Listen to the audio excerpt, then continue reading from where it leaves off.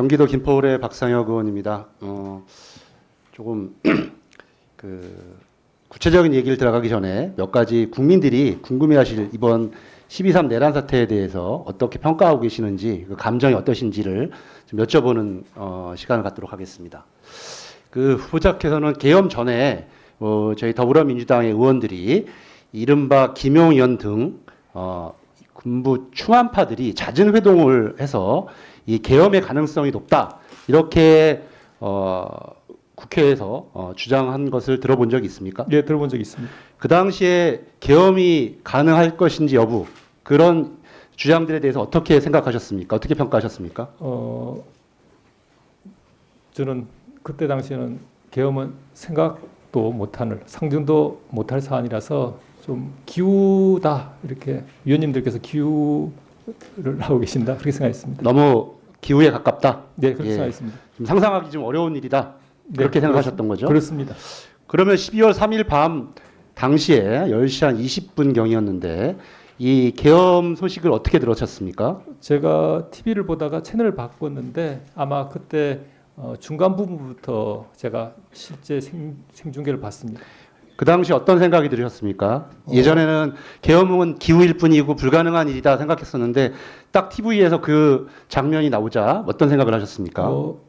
이야기 내용이 격한 말씀을 하더니 비상계엄을 선포한다고 하길래 순간 생각은 AI 기술이 뛰어나고 KBS가 해킹을 당했다고 생각했습니다. KBS를 보셨는데 해킹을 당했다고 생각하셨어요? 예, 그렇습니다. 예, 그만큼 이게 불가능에 가까운 일을 지금 벌이고 있고, 그 구체적인 내용을 들어보셨습니까? 그 윤석열 네. 씨의 내용을? 중간부터 들었던 것 같고 그 후에는 계속 반복 방송을 하고 있었기 때문에 여러 번 들었습니다. 예, 해킹을 당했다. 도저히 그 말하는 주장 자체가 믿기 어렵다, 이런 취지이신 거죠? 처음에는 순간적인 느낌은 그랬습니다. 그리고 나서 계엄이 해제됐습니다. 그리고 나서도 윤석열 씨가 여러 차례 담화 형식을 빌어서 국민들한테 얘기를 했는데 12월 12일에 다시 본인이 왜 계엄을 선포했는지에 대한 쭉 여러 내용들을 얘기했습니다. 그 중에 보면 뭐 예산과 관련된 부분도 있고 부정선거가 숨겨져 있었는데 그런 목적이 있었다, 이런 그 12월 12일 담화도 혹시 들었습니까? 직접 듣지는 못했고 아마 직후에 방송 재생부를 통해서 들은 것 같습니다. 예. 후보자는 그 담화를 보고서 어떤 생각이 들었습니까? 이 윤석열 씨가 정상적으로 대통령의 직무를 수행할 수 있는 어떤 상태에 있다고 판단하셨습니까? 아니면 제가 보기에는 굉장히 매우 경도된 상태로 보였는데 어떻게 생각하셨습니까? 제가 개인적 소견을 말씀드리기는 좀 어려운 면이 있습니다. 그 부분 그냥 감정을 얘기해 보세요. 그 부분 말씀이 아마 지금 탄핵 심판이든 아니면 향후 진행될 수사에서 본인이 본인의 주장 입장이나 이런 것들을 대변하는 그 요지로 보여서 아마 그 부분에 대한 것은 결국 재판에서 그냥 감정을 묻는 판단해야 될 것 겁니다. 같습니다. 감정을. 뭐 헌법재판관이 아니실 거고 또 이 내란죄 문제에 대해서 나중에 혹시 대법원에 온다고 해도 그 문제와 달리 이 감정을, 솔직한 감정을 물어보는 겁니다. 후보자의. 아마 어떤 근거인지 그 부분에 대한 의견이 강하시다, 저는 그렇게 생각했습니다. 예. 그 중에서 특히 이 부정선거 관련된 부분을 하나 좀 여쭤보려고 합니다. 이번에 그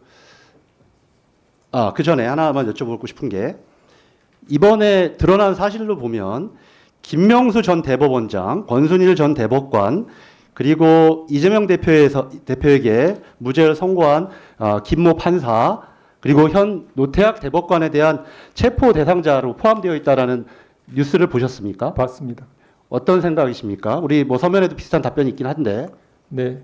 먼저 우리 사법부 구성원이었거나 구성원이온 분들과 관련돼서 뭐 직접적으로 그 부분에서 있을 수 없는 일이다, 그 다음에 사실이면 책임이 있어야 된다라고 말씀은 드렸습니다만, 한편 생각해 보니 그때 가장 현장에서 일선에서 몸으로 막아내신 우리 국민들과 국회 분들의 입장에서 본다면 우리 사법부 구성원에 관해서만 너무 또 그렇게 피해 감정을 드러낸 게 아닌가, 하는 생각도 들기도 해서 그 부분은 좀 다소 송구스럽습니다. 이 체포 시도 자체는 과거 군사 독재 시절에도 없었던 정말 전무후무한 전 사법 유린을 기도했다고 생각하는데 후보자께서는 이에 동의하십니까? 수사가 진행 중인 것으로 알고 있습니다. 그게 사실이면 위원님 말씀에 공감하는 부분이 있습니다. 이 문제와 관련되어서 의정부 지방법원에 한 부장판사께서 일침을 가하신 바가 있습니다. 이 문제와 관련되어서 입법부 및 일반 시민의 권한 침해 및 권리 침해에 대해서 법원이 좀 너무 소극적인 것이 아니냐. 물론 법원행정처장께서 법제사법위원회에 나와서 이 문제와 관련된 답변을 하신 것은 알고 있고 서면 답변에도 그 취지를 적시하셨습니다만 저는 조금 더 과감하게 대법원장이 이 문제와 관련되어서는 명확한 입장을 내야 된다는데 우리 대법관 후보자께서 어떻게 생각하십니까? 위원님이 지적하시는 부분 아마 우리 사법부 구성원들 모두가 마음으로는 공감할 수 있을 것 같습니다. 다만 제가 모두에 말씀드린 대로 그 일선에서 가장 큰 위험에 노출돼서 현장에 계셨던 국민들과 국회 관계자분들한테 송구스럽지만 법원은 기본적으로 그런 점에서 다소 사실을 확인하고 엄정하게 대응해야 되는 그런 책무를 가지고 있다 이렇게 말씀드리면서 양해를 구하겠습니다. 후보자께서는 법관의 독립성 뭐 이런 얘기를 많이 그 인사 말씀에서도 하셨고 본인이 존경하는 인물로 이시영 전 부통령을 언급하셨는 걸 제가 봤습니다. 네. 결국 그렇게 국가를 위해서 자신의 모든 것을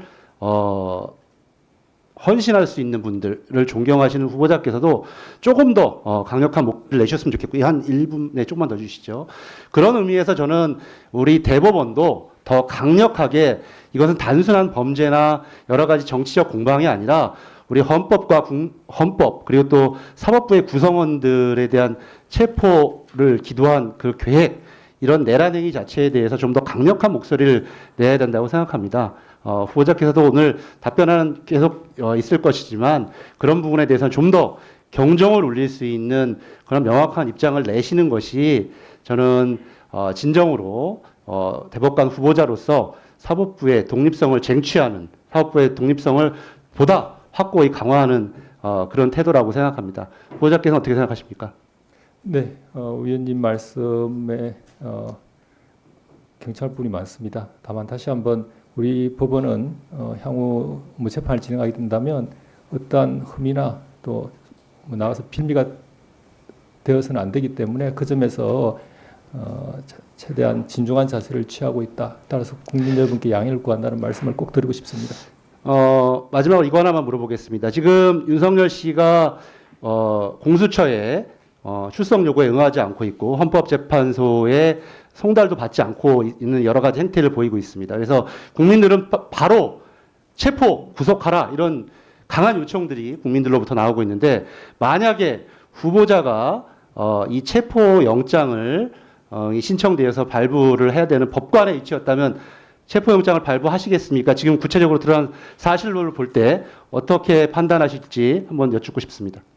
다시 한번 그 위원님 말씀에 대해서 구체적 답변을 드릴 수 없는 상황 같아서 양해를 구합니다. 부탁드리겠습니다. 나 추가 질의하겠습니다. 예, 박상혁 의원님 수고하셨습니다. 제가 위원장으로서 한 가지만 더 물어보겠습니다. 후보자님, 네, 제가 12.3 비상계엄 사태 및 내란 사태를 겪으면서 우리 후보자님이 대법관까지 오셨기 때문에 법률적 지식은 탁월하다고 생각하십니다. 그런데 그보다 더 중요한 것은 대법관으로서 민주적 기본 질서를 지키는 확고할 의지가 있는지가 저는 더 중요하다고 생각해서 그와 관련된 후보자의 철학적 생각을 한 가지만 묻도록 하겠습니다. 자유민주적 기본 질서의 가장 큰 토대가 삼권 분립이지 않습니까? 행정부, 입법부, 사법부. 그런데 국민들이 직접 선출해서 절차적 정당성을 부여받은 대통령이 비상계엄을 선포하고 내란죄를 저질러서 행정부가 완전히 마비돼 버렸어요. 국회는 이걸 잘 수습해야 하는데 여야가 극한적인 대립이 있어서 못합니다.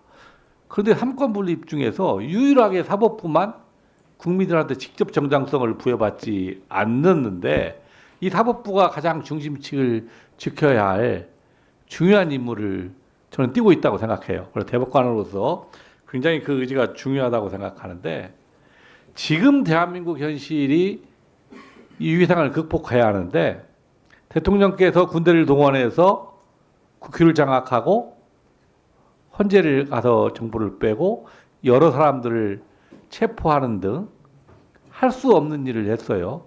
사실은. 그래서 대통령께서 소추권이 다른 범죄엔 제한됐지만 내란 위반죄에 해당돼서 지금 내란죄에 수사를 받고 있고 그와 관련해서 탄핵 절차가 진행되고 있습니다.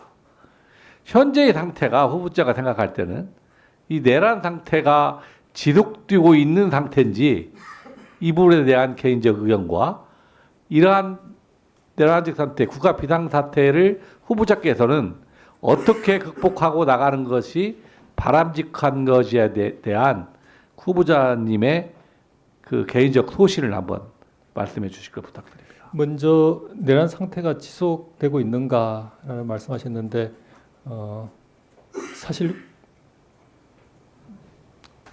당일 국회의 계엄 해제 요구 결의안이 통과됐을 때 아주 긴장된 상태에서 안도했고 그다음 국회와 국민들에게 경의와 감사의 마음을 가졌었습니다.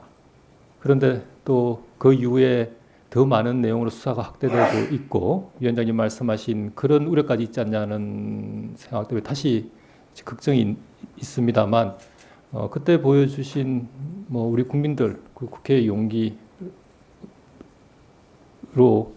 비춰보면 뭐 그런 일은 없으리라고 생각합니다. 그리고 또 현 사태와 관련해서는 말씀드린 대로 우리 헌법이 예정한 탄핵 심판, 그다음 내란죄에 대한 수사 통해서 우리 헌정 질서 내에서 충분히 이 위기를 잘 극복할 수 있겠다고 생각합니다.